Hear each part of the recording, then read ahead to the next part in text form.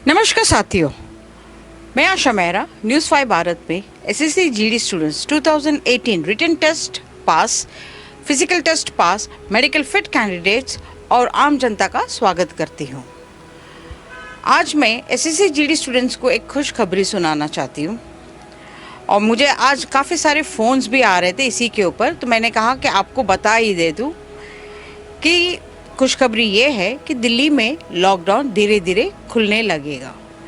अब दिल्ली के सीएम ने ये फैसला किया है कि पहले एक हफ्ता जो कंस्ट्रक्शन वर्कर्स है, फैक्ट्रीज वर्कर्स है, फैक्ट्रीज ओपन करेंगे, कंस्ट्रक्शन ओपन करेंगे, लेकिन इन वर्करों को रोड पे चलने का अनुमति नहीं होगा क्योंकि इन्हें पास की ज़रूरत है, तो तब जाके ये रोड पे आ सकते हैं।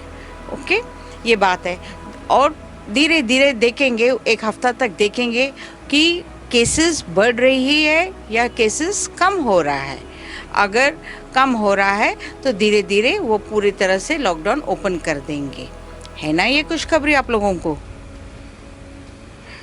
आप लोगों को ये थोड़ा सा एक टॉनिक मिल गया है कि लॉकडाउन धीरे धीरे खुलेगा।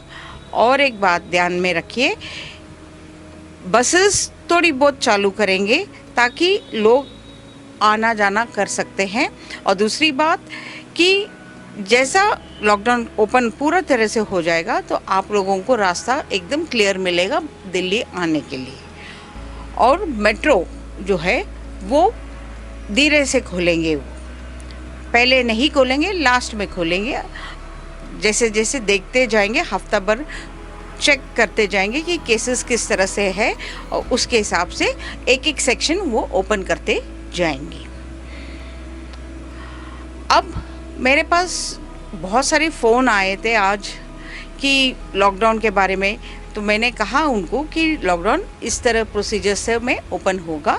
सीएम जो फैसला लिया है, केजरीवाल जी ने जो फैसला लिया है वो इस तरह से था। ये सारा कुछ मैंने अभी आपको समझा दिया है। और आप सारे जन संख्या बल दिल्ली आना है और अपना हक लेके जाना है। और संख्या बल मतलब पूरे के पूरे ताकत लगा देना है इस बार कि हमें जॉइनिंग लेटर चाहिए।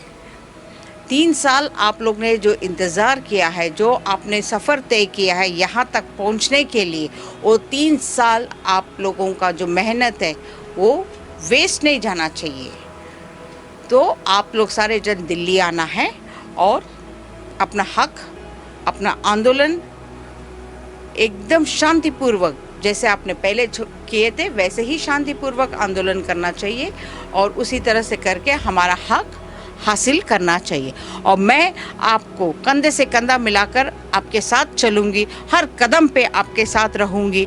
और ये प्रॉमिस है, मैंने पहले भी किया था आपसे कि न्यूज़ 5 भारत हमेशा आपके साथ कंधे से कंधा मिलाकर चलेंगे और आपके साथ में खड़ी रहूँगी। आज मेरे पास जो वीडियो आया है, जैसे कि मैंने पिछले दिनों उनका पहले एक पार्ट वीडियो का पोस्ट किया था, अब ये दूसरा वीडियो भेजा है उन्होंने, वो भी मैं आपको बता देती हूँ।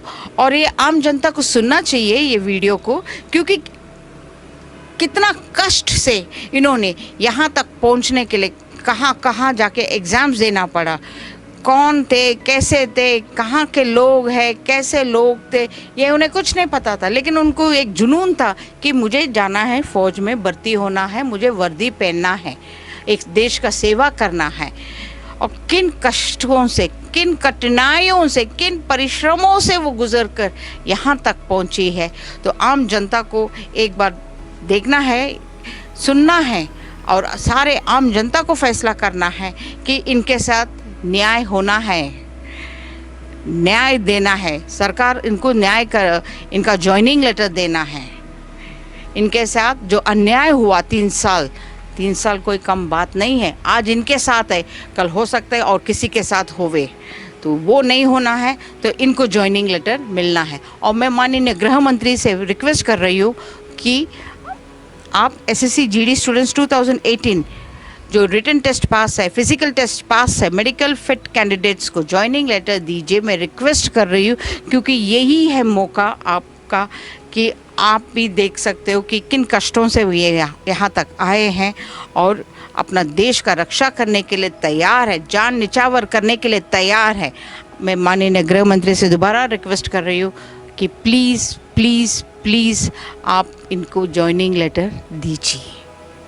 और जो मेघा डरवाल जी का वीडियो है, चले हम देखते हैं वो क्या कहना चाहती है। हालांकि लड़की है और किस तरह से कष्टों से वहाँ यहाँ तक पहुँची है, तो आप इनकी आवाज़ सुन लीजिए।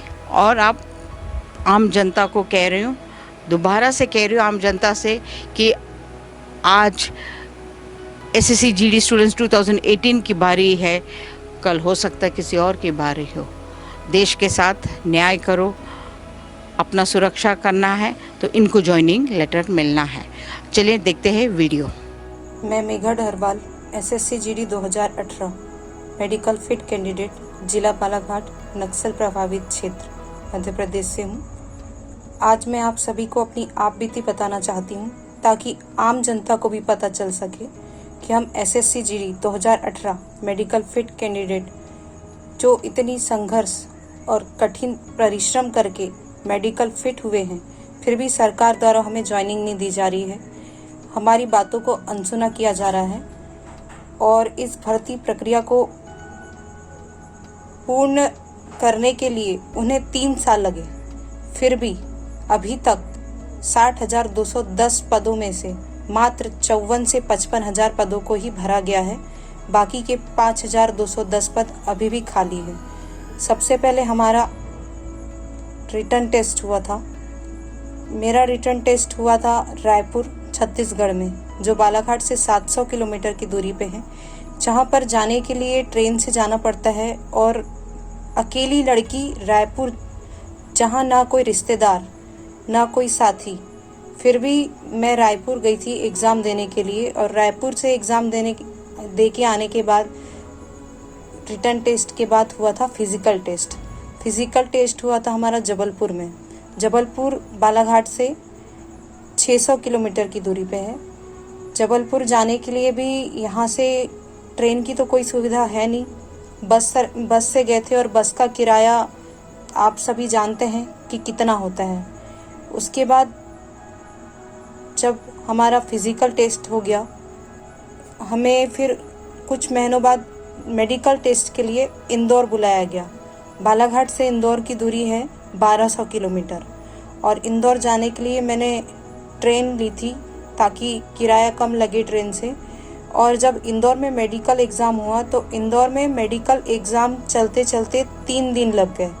और उस 3 दिन में जिस कठिन प्रक्रिया से मैं गुजरी हूँ, वो मैं शब्दों में बयां तो नहीं कर सकती, लेकिन आपको बताना चाहूँगी कि जब मेडिकल टेस्ट हुआ था और हमें 3 दिन लगे, तो इंदौर की जो धर्मशाला होती है, रेलवे स्टेशन के जो प्रतीक्षालय होते हैं, वहाँ पर मैंने दिन बिताए हैं। और जब मेडिकल टेस्ट हुआ तो डीएमई में एक बार में ही मुझे फिट कर दिया गया था। मैं फिट थी ऑल टोटल मेडिकल में। और डॉक्यूमेंट भी मुझे क्वालिफाइड थे पूरे, सभी अच्छी तरह से चेक किए गए थे मेरे डॉक्यूमेंट्स। उसके बाद जब 21 जनवरी 2021 को मेरिट लिस्ट में मेरा नाम नहीं आया, तो मुझे ऐसा लगा कि मेरी जो 3 साल की मेहनत थी, 3 साल तो इस भर्ती प्रक्रिया को लगे, लेकिन जो मैंने बचपन से सपना देखी थी और इस वर्दी को पाने के लिए मेहनत की थी, वो एकदम से चकनाचूर हो गए। 21 जनवरी की रात को जब मेरिट लिस्ट में मेरा नाम नहीं आया, तो मुझे ऐसा लगा कि किसी ने मेरे साथ बहुत बड़ा धोखा कर दिया है। क्योंकि जब हम मेडिकल फिट है, डॉक्यूमेंट हमारे सभी सही है, पूरी तरीके से पूरी परीक्षा में पास है, फिर भी हमें ज्वाइनिंग क्यों नहीं दी जा रही है? और इन खाली पोस्टों को छोड़कर सरकार क्या साबित करना चाहती है? क्योंकि जब ये खाली पोस्ट रहेगी तो ये अगली वैकेंसी में ऐड कर दी जाएगी, लेकिन ये अगली वैकेंसी में भी ऐड नहीं हो पाएगी। ये हर साल का इनका रूल है कि खाली पोस्टों को खाली छोड़ दिया जाता है, जिसके कारण जो जवान अभी ड्यूटी कर रहे हैं एक जवान 2 सैनिकों का काम करता है, जिसके कारण वो भी डिप्रेशन में आके कई जगह से आपने भी सुना होगा, अखबारों में, टीवी में, न्यूज़पेपरों में खबर आती है कि जवान ने खुद को गोली मार ली। आखिर क्यों? इसीलिए वो तनाव में आकर खुद को गोली मारते हैं, क्योंकि एक व्यक्ति 2 लोगों का, 3 लोगों का काम करते हैं। तो आप सभी से मैं कहना चाहती हूँ कि मैं बहुत गरीब परिवार से हूँ। मेरे पिताजी मजदूर हैं, फिर भी उन्होंने मुझे इतना पढ़ाया, काबिल बनाया, और जब मैं उस काबिल हो गई कि मैं उनका साथ दे सकूं, उनका हाथ बटा सकूं, अपने परिवार का पालन पोषण कर सकूं, तो सब कुछ पास होते हुए भी हमें मेरिट लिस्ट से बाहर कर दिया गया। मैं आप सभी से चाहती हूं कि जैसे ही लॉकडाउन ख़त्म हो जाए, हम सभी फिर से दिल्ली जाएं और अपने हक की लड़ाई लड़ें, क्योंकि मंजिल मिले ना मिले ये तो मुकद्दर की बात है।